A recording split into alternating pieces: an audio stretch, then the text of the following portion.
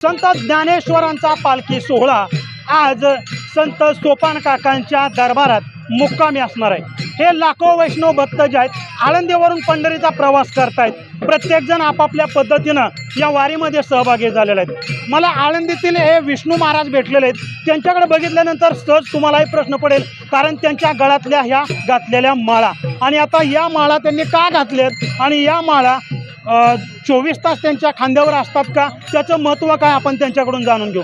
महाराज, ही वारी जी तुम्ही माऊलींची करताय, यंदाचं कितवं वर्ष आहे या वारीचं?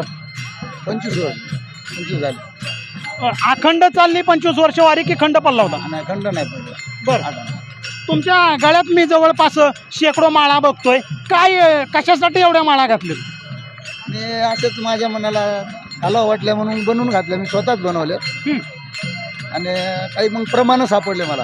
बरं पांडुरंगाने माळा घातलेल्या, बरं तुळशी माळा घालून कंठी व्हा विटेवरी जगदेची, बरं अवलोकोनी पुंडलिका दृष्टी असे भीमातटी पुंडली।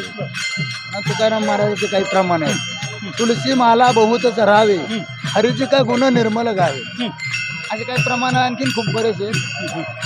आता वाचत असताना जातेच लक्षात। बरोबर, मला असं वाटतं की एखादी गोष्ट गळ्यात घातली तर त्याचा थोडा कंटाळा येतो किंवा त्रास वाटतो।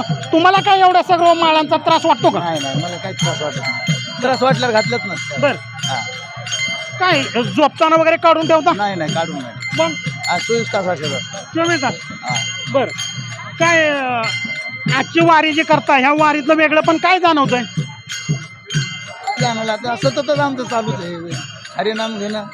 बरं, आणि कसं वारी काय? करणं। डांगेपंचमध्ये मी असतो, नागेपंच मंडळ आळंदी पंढरपूर। बरं, हां, दर महिन्यात। काय आणखी किती वर्ष ही वारीचा प्रवास माऊलींची सेवा चालू राहील, काय विश्वास? त्याचं काय आता भगवंताची इच्छा। अच्छा, हां, जोपर्यंत करून घ्यायचं, काय सेवा करून घ्यायची तोपर्यंत। तर हे होते विष्णू महाराज, ज्यांच्या गळ्यामध्ये 1, 2, 3 नव्हे शेकडो माळा आहेत, त्याही तुळशीच्या।